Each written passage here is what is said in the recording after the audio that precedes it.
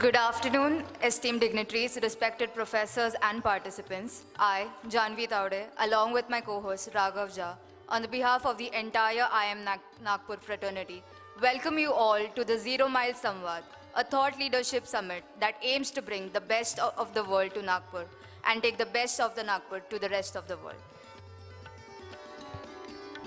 We request Dr. Maitri to present a bouquet to Shri Devendra Fadnavis ji and Siddharth Zarabi.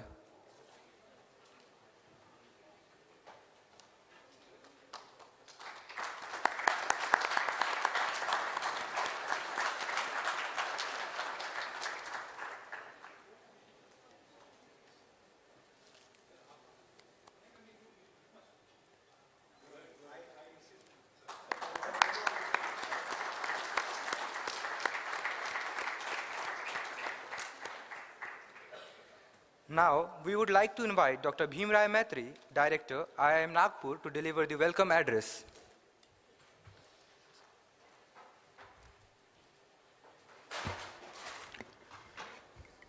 Very good afternoon, respected Honorable Deputy Chief Minister, Shri Devendra Fadnavis ji, Shri C.P. Gurnani, MD, CEO, Tech Mahindra, Chairman, Board of Governors, IIM Nagpur, Mr. Siddharth, Business Today, all the board members, distinguished invited guests, my dear students, ladies and gentlemen.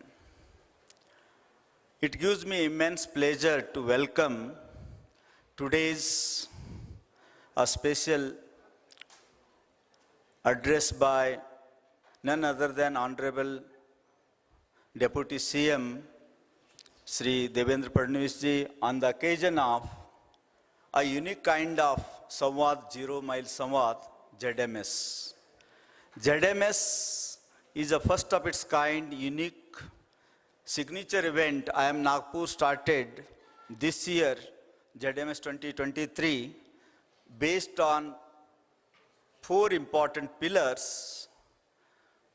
One is the 4 important stakeholders coming on this, the government, business, technocrats, and sustainability experts. All the 4 experts coming together on a single platform to prepare a roadmap for 5 trillion economy for the India for coming 2 years. And this platform, there are, since yesterday, number of discussion, deliberations and special panel discussions we have conducted so that at the end of the conclusion day today, we can come out with the roadmap so that we can not only achieve 5 trillion economy, but we must go beyond 5 trillion economy. So today we are lucky to have a dynamic, vibrant and SSV leader, Devendra Fadnavis ji, for addressing all of us on this occasion. I welcome once again, sir, for this Zero Mile Samvad. Thank you very much.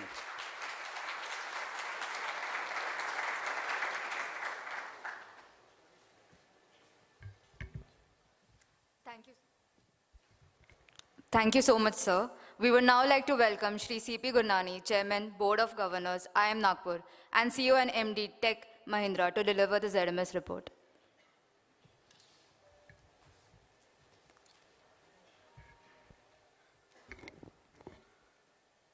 Good afternoon, and welcome on your behalf to the Honorable Shri Devendra Fadnavis ji.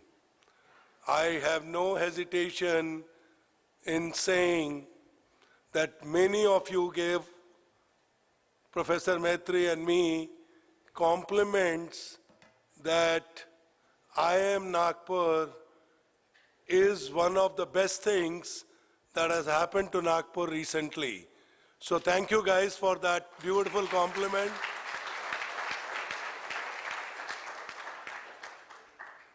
I could not respond to you yesterday and day before because when I was getting these compliments, there was always the bands and the music playing.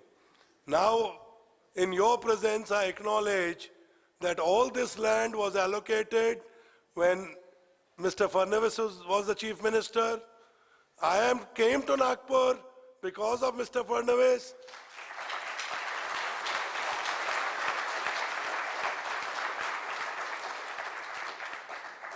And the relationship has continued so beautifully that every event that we have had of significance in IIM Nagpur, Mr. Fadnavis has personally graced it. So thank you so much.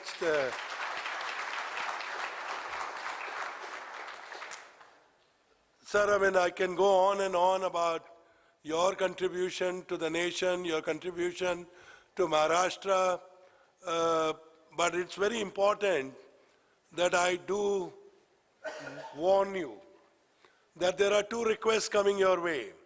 One is there was an intense discussion on green energy through the morning.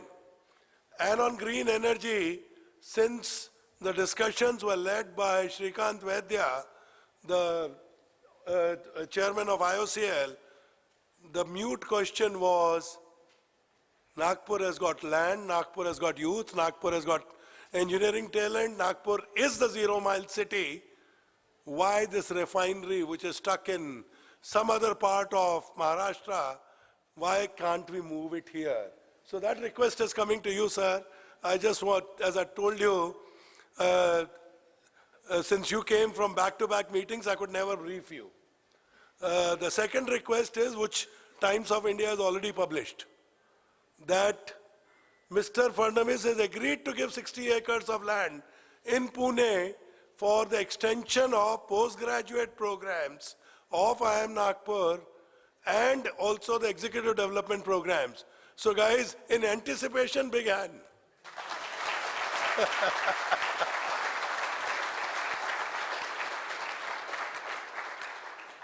So it's been a very interesting 2 days, sir. We started on 14th evening by having a CEO dinner in which we basically, the purpose was, how to showcase Nagpur, how to showcase, IIM Nagpur, and how to start in an informal way a discussion on not just the 5 trillion economy, but beyond. On 15th, we have had very intense parallel tracks. Some of them were by the startups, some of them were by the sports icon Vishwanath Anand, some of them were by the education minister. But the point is, it was a high impact first inaugural edition of ZMS, and this morning we had our overseas visitor, Rusha, coming in from Norway. She led the discussion because she had set up a telecom network, a telecom company in India, those who would remember 2G or those who would want to forget 2G. So anyway, Rusha, thank you for coming. Similarly, one of the youth icons, Ishika Tandon, who happens to be a personal friend of the family, and more, I'm proud to be her uncle, and she led the discussion on the career choices, because she is from London School of Economics, and she took some very ambitious goals. Hopefully she would have a chance to interact with students a lot more.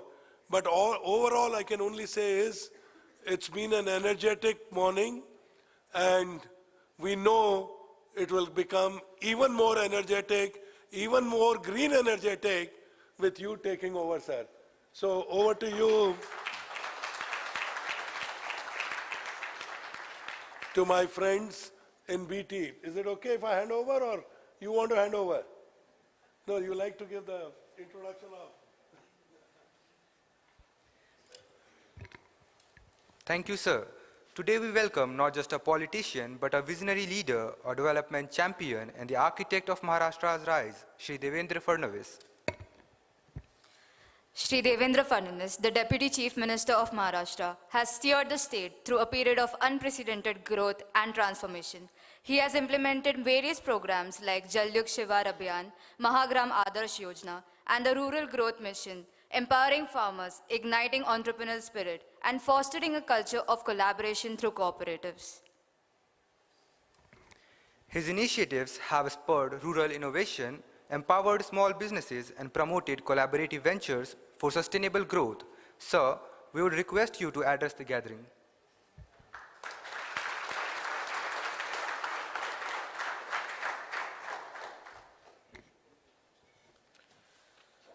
A very good afternoon to all of you. Shri C.P. Gurnani ji, Shri Bhimrao Maitri ji, Shri Siddharth ji, and all the dignitaries present here, ladies and gentlemen. At the outset, I would like to thank C.P. Gurnani ji for his kind words, but I must confess that myself and our leader Shri Nitin Gadkari ji, we always wanted to make Nagpur an education hub, and that is why we thought that we should have iconic institution like Indian Institute of Management at Nagpur. But it is iconic because of you, Mr. Gurnani, the way you and Maitri ji have shaped this institution. I think that has made it great. So I would say that we have been just the facilitators, and you were the people who were instrumental in bringing up this institution to today's repute. And when I look at the way it is progressing, I'm absolutely sure that it will be one of the premium institutions in our country.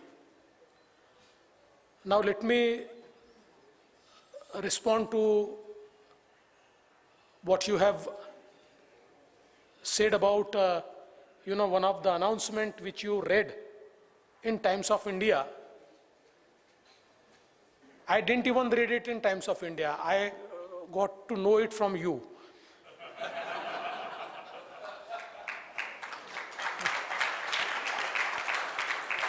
But let me tell you, if there is any plan from IIM Nagpur to establish a campus in Pune, I'll be very happy to give land.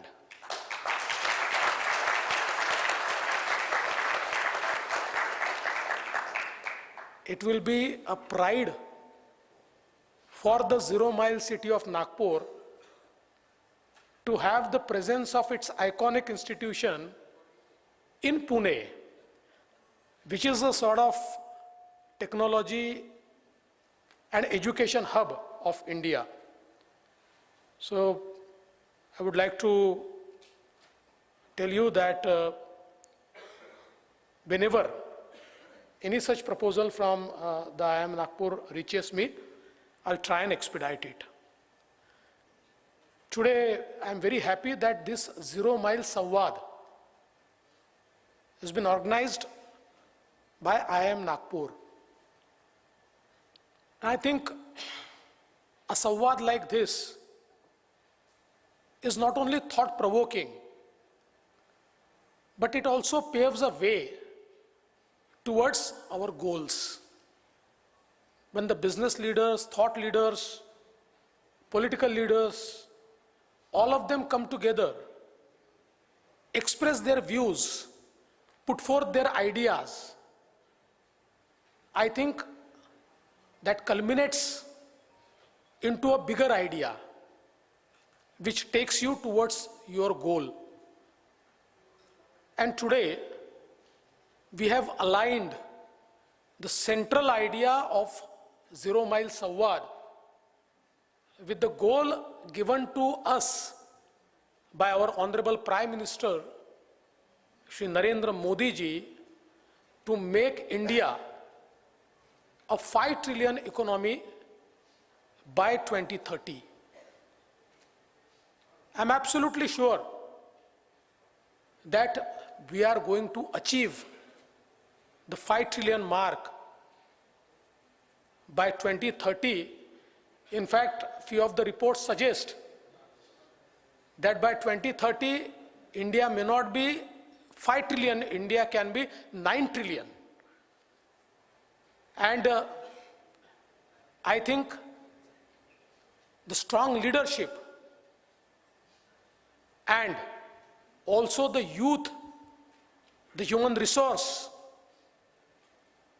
of this country will surely make it possible.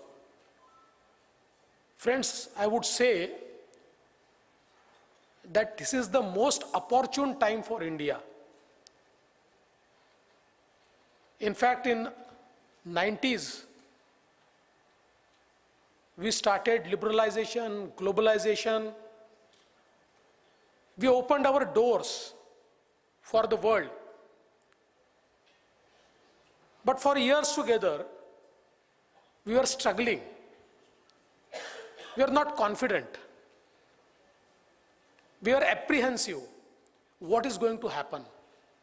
What's going to happen to our own industries? We also heard a talk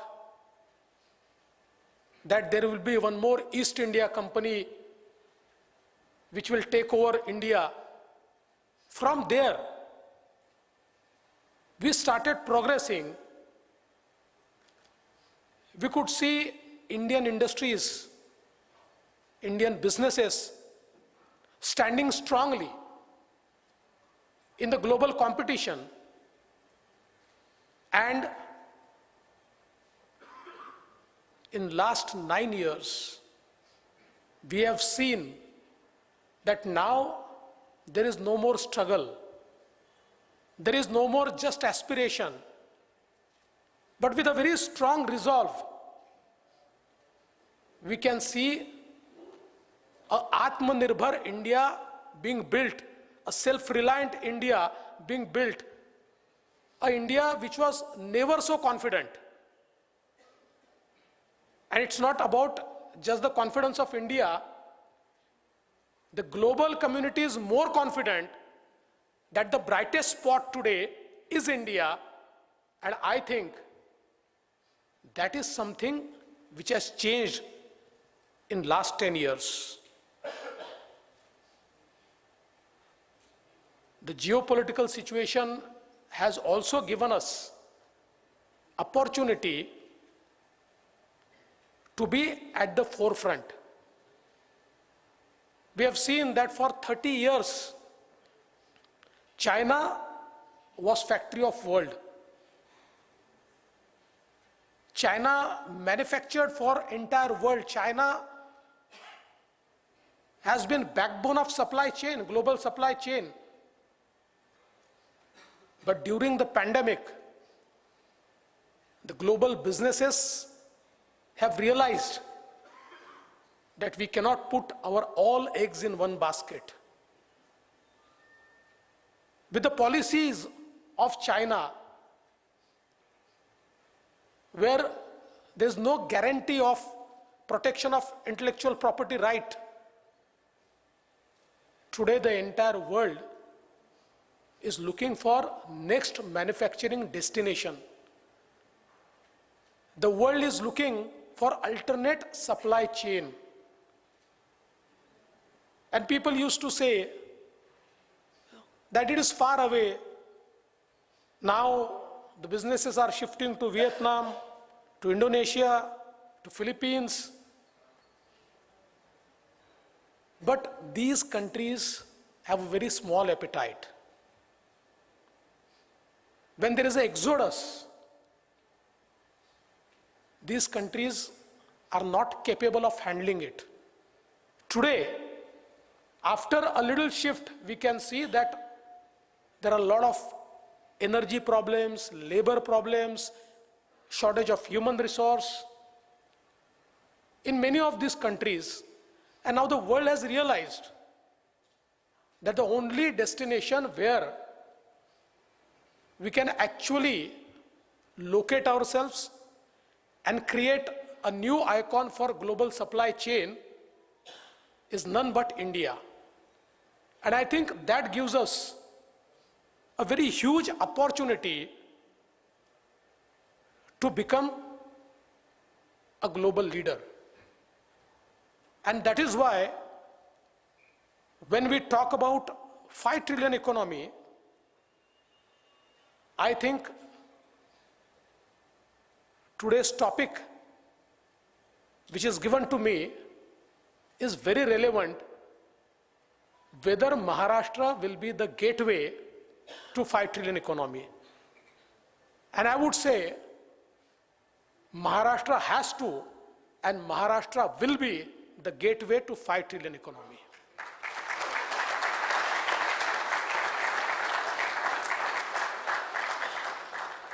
When we look at Maharashtra, a state which contributes around 15% to national GDP,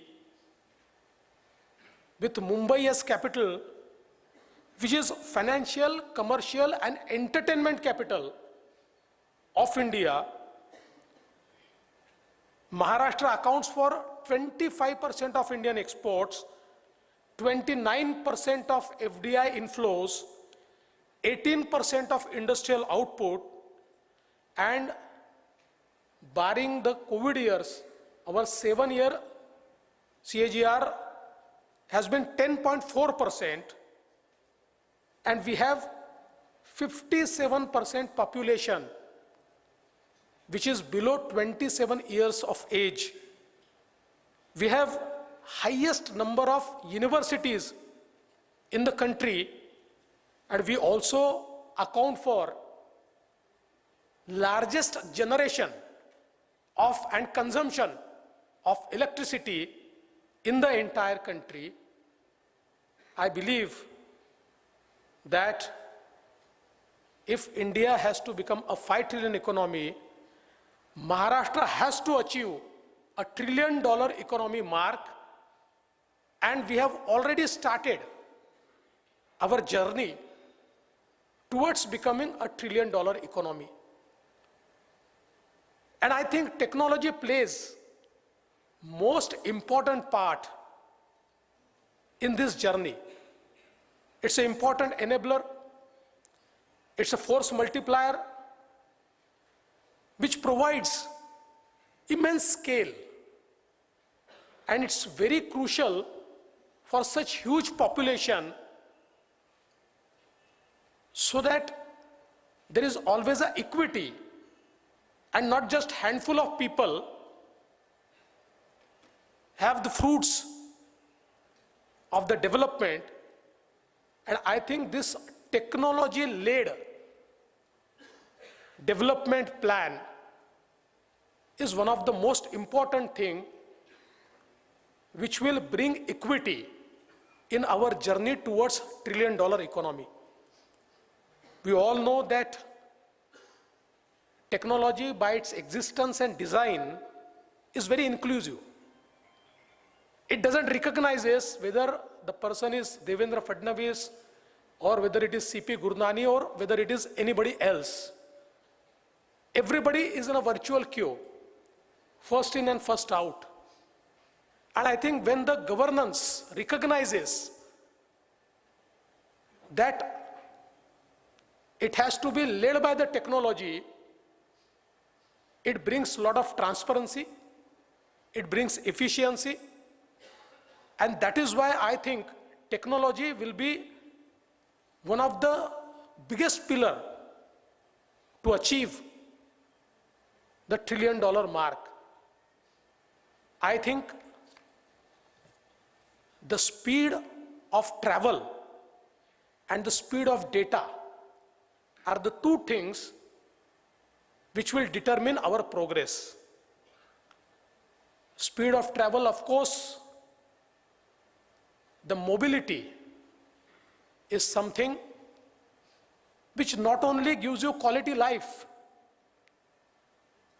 but it also allows you to create a new supply chain. It also allows you to create a new ecosystem And the speed of data, of course, today, when we are in an era of 5G, the speed of data will allow us to democratize education and healthcare. It will allow us to reach the last man of the society. It will bring somebody who is residing in a metro city like Mumbai and somebody who is living in the last village of Gadchiroli at same level. And that's why I think the speed of data and the speed of travel are two things which will determine how we progress. Today, we can see the way infrastructure is being built in our country and especially in Maharashtra. I think world over, we have seen a model of infrastructure-led development. You create infrastructure and it has a trickle-down effect. You create an infrastructure and it puts you on autopilot mode. And that's what we are trying to do. And it's not just creating infrastructure, creating proper infrastructure, creating inclusive infrastructure, creating infrastructure in proper time frame. I must tell you that our Nagpur-Mumbai Samruddhi Expressway, which is very near to this Indian Institute of Management, Nagpur, is testimony that 700 kilometers greenfield road, the entire land acquisition was done in 9 months. And the road is created in 4 years. It's one of the speediest creation in the country. And look how it has changed the entire ecosystem in Vidarbha. And that is why I think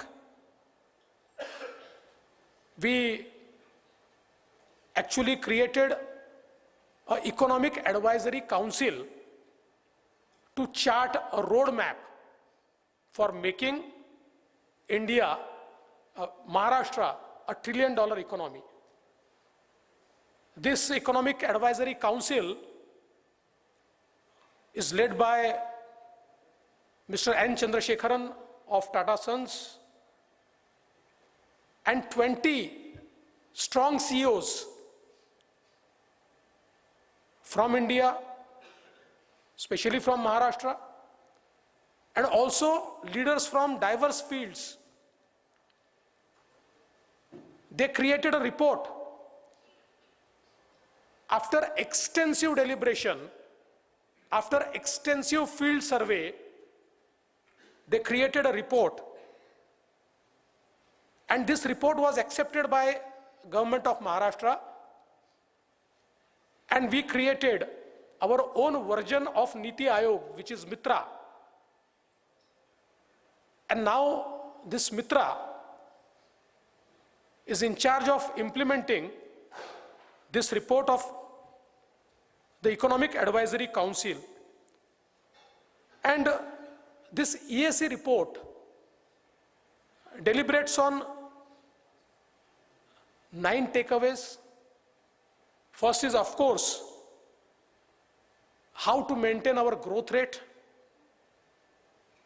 because between 15 to 20, our growth rate was nearly 12%, but during COVID years, it became negative. And now for $1 trillion economy, we want to take it to 12 to 14%. And how do we do it? Are the ideas which are given by this Economic Advisory Council. One more challenge for the trillion-dollar economy is the disparity. Now, if you look at Maharashtra, out of our 36 districts, 7 districts contribute 55% of GDP. And bottom 18% districts contribute less than 20%. So although at the macro level, we may say that economically Maharashtra is a leader, but when we look at the microeconomic scenario, there is a huge disparity. But we can see it other way. It's not just disparity, it's also opportunity. Now these 18 districts, if we focus and we accelerate their development, will automatically hit the number which we require. And we have always seen that to develop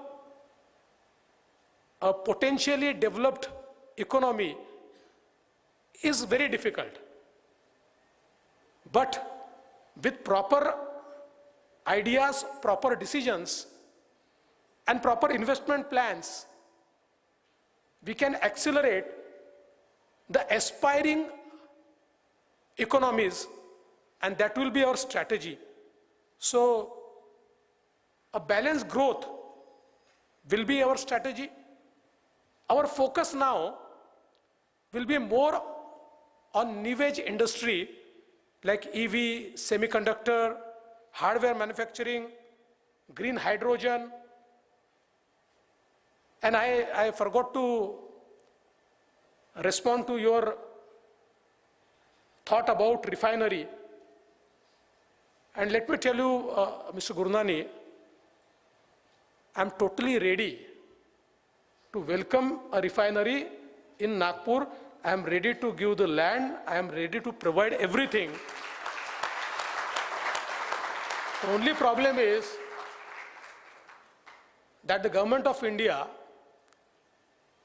has planned a coastal refinery. And unfortunately, I cannot bring sea and coast to Nagpur. That is my problem. So, coming back to the new age technology, one more area which will lead us towards this trillion-dollar economy is tourism. Maharashtra is blessed with 4 UNESCO sites, 350 plus forts, which are very historical. Chhatrapati Shivaji Maharaj, who is icon of India, is icon of Maharashtra. These are not mere forts. They are marvels of architecture. They are marvels the way they are planned. We have 6 national parks, 50 wildlife sanctuaries. This Nagpur is not a mere 0-mile city, but it's also tiger capital of India. The highest population of tigers is located in Maharashtra, and that too in Vidarbha near Nagpur. We have 720 kilometers of coastline, and nearly 15% of the Indian tourists start their journey from Mumbai. So that gives us huge opportunity. We also have 4 Jyotirlings, which is also very important for domestic tourism. We have Ajanta Ellora. Ajanta has always been an attraction for global tourists. So our main growth can also come from tourism, and at the same time, I feel that we need to work more on sustainability in agriculture. Today, what is pulling down, what is bringing us down in our growth story is the effects of climate change on the agriculture. A team from central government recently visited to look at the drought situation in Maharashtra. Yesterday I interacted with them and they told me that in a same district we visited drought affected area, unseasonal rain area, hailstorm area. So all kind of calamities have been experienced. And that is why climate resilient agriculture is something which is need of time. We have started a program with World Bank on climate resilient agriculture, making our agriculture climate proof, using technology in agriculture, using good practices in agriculture, and also we are now focusing on using organic practices in agriculture. And I think this is one area, because in Maharashtra, agriculture contributes to around 35% or 40% of employment. But the share of agriculture in our GDP is now less than 10%. So the disparity is created that with the efforts of 35 to 40% workforce, we are creating less than 10% of the GDP. Those people will always remain poor unless we put in technology, unless we put in new ideas, unless we make the agriculture climate resilient, unless we provide them water security. And that is why now in Maharashtra, we are specially working on providing water security to our farmers. Now for 5 trillion economy and 1 trillion economy of Maharashtra, we would also require lot of land and capital requirement. We'll have a lot of land and capital requirement. So there are different ideas, different tools through which we are trying to free up the land and make the land parcels available for investments. And so far as capital requirements is concerned, I think in today's world, I've experienced that if you have a project which is bankable, even for a project of government which is bankable, today capital is not a problem. I recently visited to Japan and I showcased our iconic project of VVSL, Warsaw Virar Sea Link, which will be a sea link of 42 kilometers. And after looking at the way it is going to change the mobility in Mumbai and MMR region, they almost agreed to fund this VVSL. And in my last tenure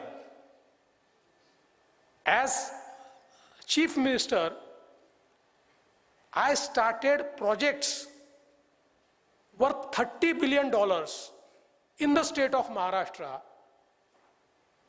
And I think there was a report from Deutsche Bank in 2019 which said that Maharashtra accounts for 49% of the big infrastructure projects. Those are undertaken in the country. So I think today for infrastructure, for the projects which will accelerate your growth, capital is required, but I think if you have a proper approach, if you have a proper governance,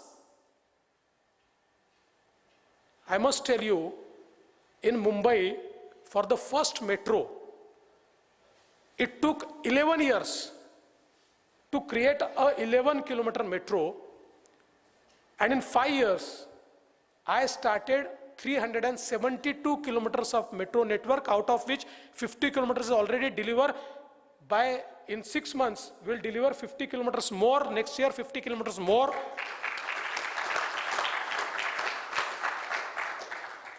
So it's a approach in the governance.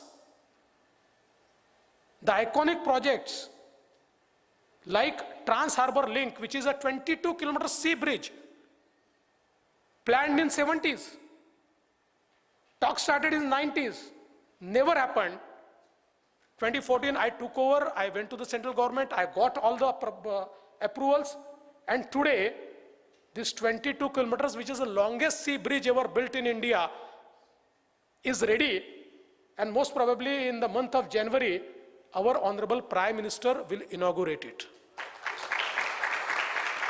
The projects like New Mumbai Airport, the projects like the Coastal Road, which have been stuck for years together, it's only because of the new governance model which Honorable Prime Minister Modi ji started and which was replicated in the state of Maharashtra, that we could start such iconic projects. And again, for $1 trillion economy, we would require to enhance our power generating capacity by almost double, little less than double. And I think we have started progressing towards that. But now we are fortunate when one world is talking about energy transition. On one hand, we'll start the energy transition, but on other hand, while we are developing, we can develop with the green energy. We don't have to go on the path of transition. And that's what we have started in Maharashtra. We are the first state to have green hydrogen policy. We have entered into MOUs of creating pump storage facility, and an investment of 2 lakh crore is envisaged to create these facilities. And one more iconic project now for agriculture sector, we are using 17,000 megawatt of electricity which is coal fired. And that gives us one big advantage, because today the landed cost of our power for farmer is 7 rupees. And we charge the farmer 1 rupee 25 paise. So almost 5 rupees 75 paise is the subsidy. Half of the subsidy goes from our budget and half of the subsidy is loaded on industries. Today industries are also coming to us and saying that, look, we are global players, energy cost is increasing, but when we are moving towards solarization, I think the cost is 2 rupees 90 paise, it's 3 rupees 10 paise, in some areas 2 rupees 70 paise. So around 4 rupees average we are saving on every single unit. Around 13,000 crores of subsidy will be saved by this transition towards solar. And I'm very happy that now the government of India has instructed all other state governments to follow the Maharashtra model of solarization. I think I have already ran out of my time, and I could see that there is a small dialogue between MOC and the organizers. So I would conclude that yes, Maharashtra is going to lead the way, because recently a survey was done by Outlook and it has established that the startup capital is not Bangalore, it's not Hyderabad. The startup capital is Maharashtra. The highest number of startups and the highest number of unicorns are situated in the state of Maharashtra. And I must also tell you, while I was Chief Minister for 4 consecutive years, we were leading in FDI. After that, 3 years, around 2.5 years, we were out of power. 1 year, Karnataka became number 1. Second year, Gujarat became number 1.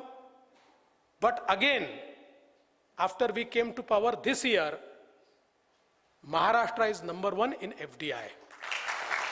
So with this renewed sense, I am very sure that Maharashtra is going to lead the way. I would just like to conclude by what Peter Drucker once said: the best way to predict the future is to create it. So I would like to say, join me. Let us work together to make India a $5 trillion economy and Maharashtra a $1 trillion economy. Thank you. Jai Hind, Jai Maharashtra, Jai Bharat.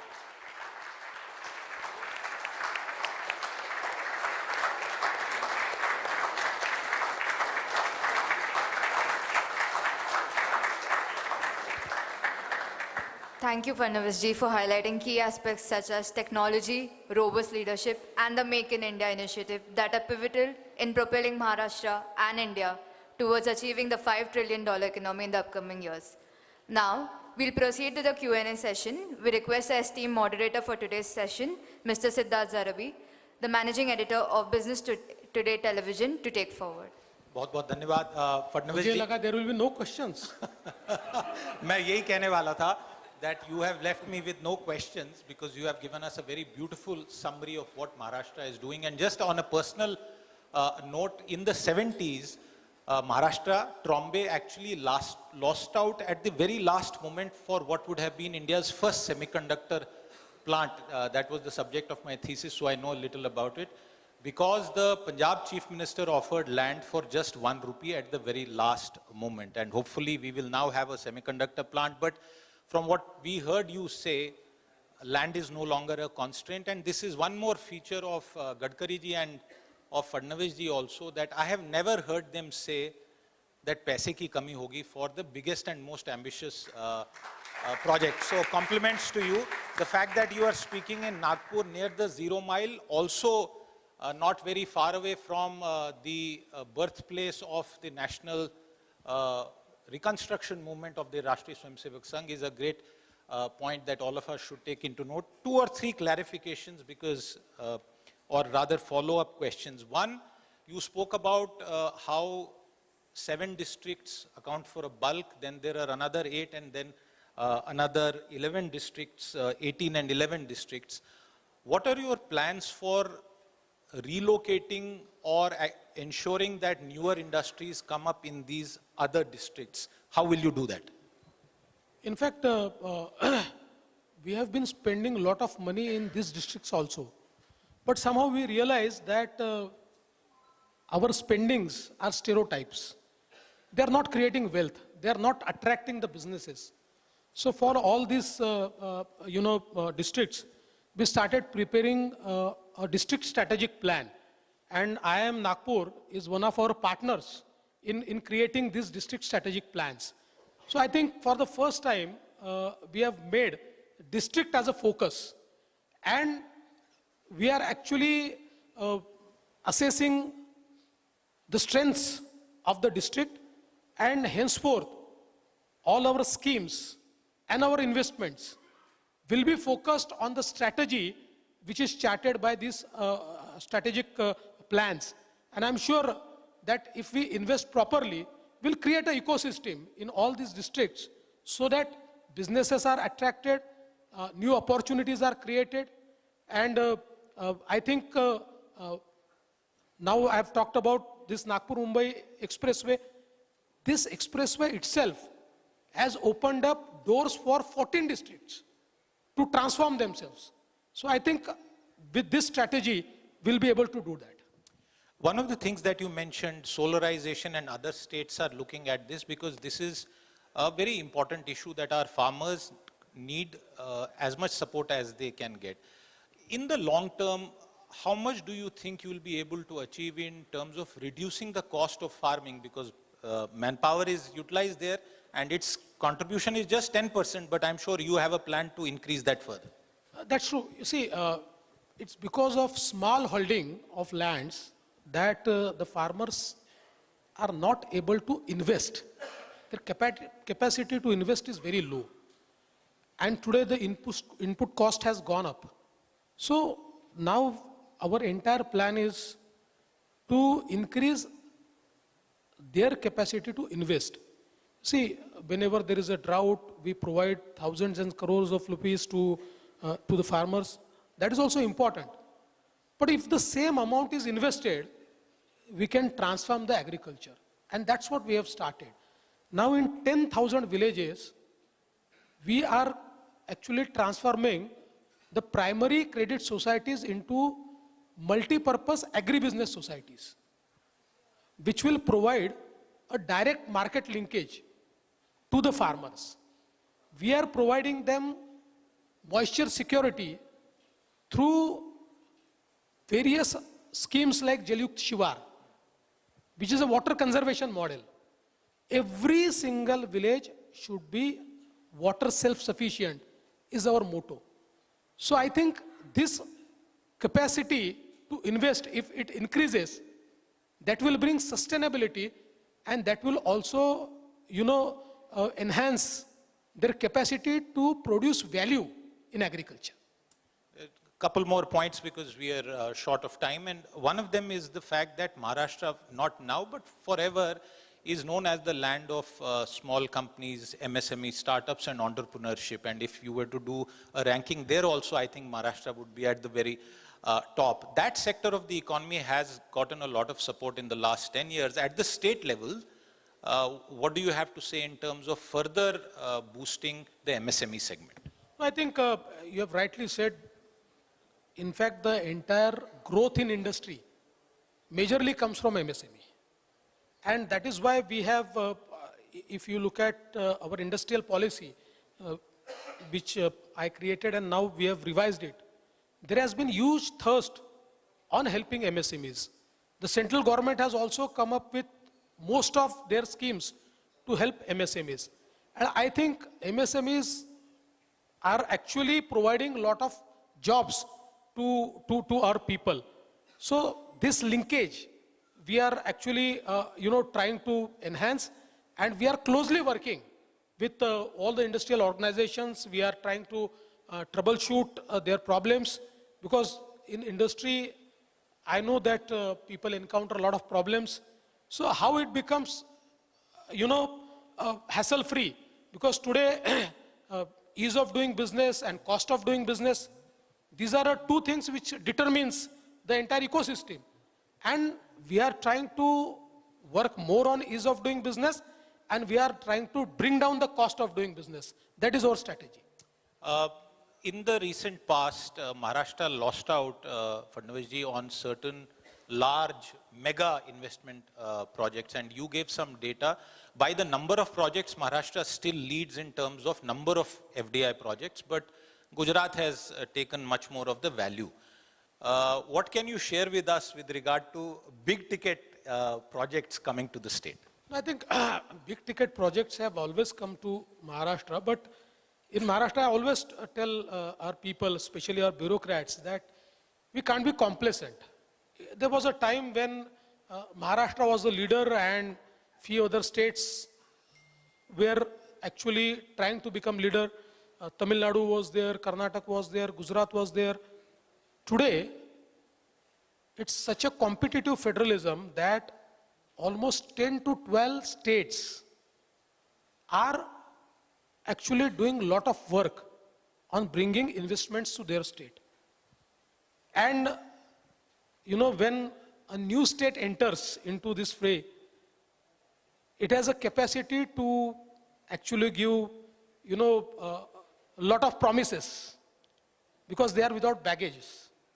But having said that, when I interact with the businesses now, and when they tell me that, look, this state is giving us more and you are offering me less, I tell them, look at my track record. They have promised, but they have not delivered. Their incentives have not come for 4 years, 5 years, while my incentives are paid every year. And I think that plays like a magic and we get the investment. So I don't think that every investment should come to me. Investments will go to other states as well. But yes, I am competitive and I am competent to take any investment. हम नागपुर में हैं, मिहान हमारे बिल्कुल निकट में है. मेरा आखिरी प्रश्न आपसे आज के लिए, मुंबई दशकों से सुन रहे हैं, मैं भी रहा हूं, बचपन में पढ़ाई भी हुई है. महाराष्ट्र में नया मुंबई कौन सा होगा? देखिए, मुझे ऐसा लगता है कि हमें नया मुंबई तैयार ही नहीं करना. मुंबई तो जो आज मुंबई है, न्यू मुंबई है, एक तीसरी मुंबई हम लोग तैयार कर रहे हैं जो न्यू मुंबई एयरपोर्ट के इर्द गिर्द तैयार होगी, ट्रांस हार्बर लिंक के कारण, जिसमें एक नया अपॉर्चुनिटी तैयार हुआ है. पर हम लोग जैसे मुंबई तैयार हुआ, जैसे पुणे तैयार हुआ, वैसे नागपुर को, वैसे छत्रपति संभाजी नगर को, वैसे नासिक को हम तैयार करना चाहते हैं. अभी इस कार्यक्रम के बाद मैं बगल में ही जा रहा हूँ इन्फोसिस में, और बहुत आइकॉनिक फैसिलिटी इन्फोसिस ने तैयार की है.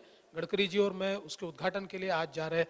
2 दिन पहले मैंने यहीं पर इंडेमार और एयरबस के एक MRO का उद्घाटन किया, जो हमारे हेलीकॉप्टर्स का के लिए एक MRO के रूप में काम करने वाला है.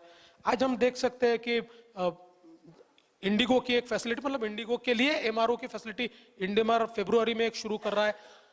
एक फैसिलिटी अभी यहाँ है कि जहाँ पर 100 से ज़्यादा फ्लाइट्स का अभी रिपेयर एंड मेंटेनेंस हुआ है. अभी यहाँ पर जो डसॉ और रिलायंस का जो एक जॉइंट वेंचर चलता है, वहाँ पर मुझे जो फ्रेंच एम्बेसडर है वो कह रहे थे कि बाय 2025 हम पूरा फाल्कन 2000 जो उनका एक आइकॉनिक बिजनेस जेट है वो नागपुर में तैयार कर देंगे. तो मुझे ऐसा लगता है कि अभी ये इकोसिस्टम तैयार हो गई है, मिहान में हो गई है, और नागपुर ये 0 माइल सिटी है. तो यहाँ पर हम लोग लॉजिस्टिक्स के बारे में बहुत ज़्यादा वर्क करना चाहते हैं. एक इकोसिस्टम तैयार हो रही है. एक हम लोगों ने एक नया लॉजिस्टिक हब नागपुर में तैयार करने का विचार किया है. तो मुझे लगता है कि नाउ हम लोगों को किसी के पीछे या किसी के जैसा नहीं होना है. हम लोगों को अपने स्ट्रेंथ पर एक अपनी अलग इमेज तैयार करनी है. वो महाराष्ट्र में हर हमारा शहर कर रहा है. 0 माइल संवाद, महाराष्ट्र की बात देवेंद्र फडणवीस जी के साथ. आपका बहुत बहुत धन्यवाद देवेंद्र जी. प्रश्न बहुत थे, बट मैं देख रहा था अपने लिस्ट में से सारे प्रश्न आपने एक एक करके बिल्कुल सिक्सर और फोर्स मार के हटा दिए. फिर कभी आपके साथ समय मिलेगा. आपका बहुत बहुत धन्यवाद. बहुत बहुत धन्यवाद. Thank you very much. We thank the esteemed dignitaries Shri Devendra Fadnavis and Mr. Siddharth Zarabi for the engaging discussion. We would request Shri C.P. Gurnani to present a memento as a token of appreciation to Shri Devendra Fadnavis ji.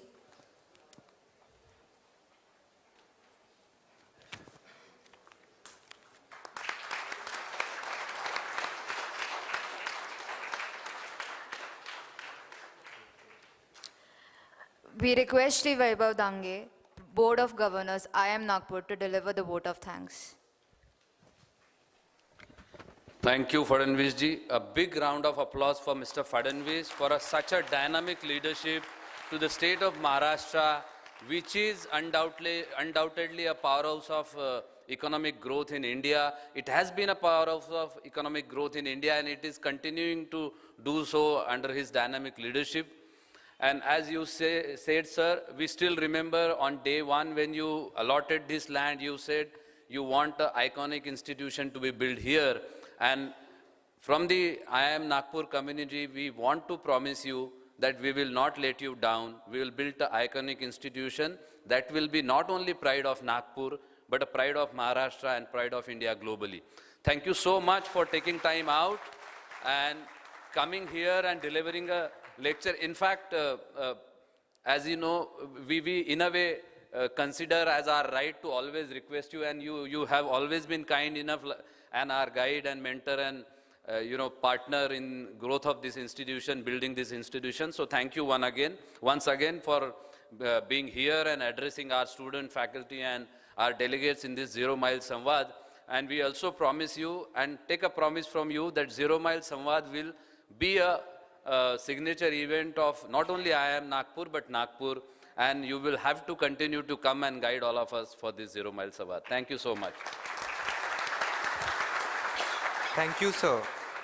Sir, a tree has been planted on the periphery of Simlipal National Park, Odisha, in your name. The certificate is now displayed on the screen and will be emailed to you shortly.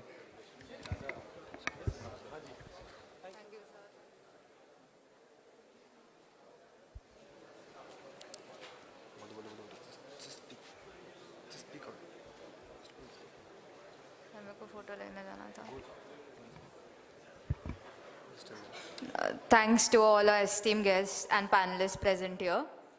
I request the audience to please be seated. We will start the next panel discussion shortly.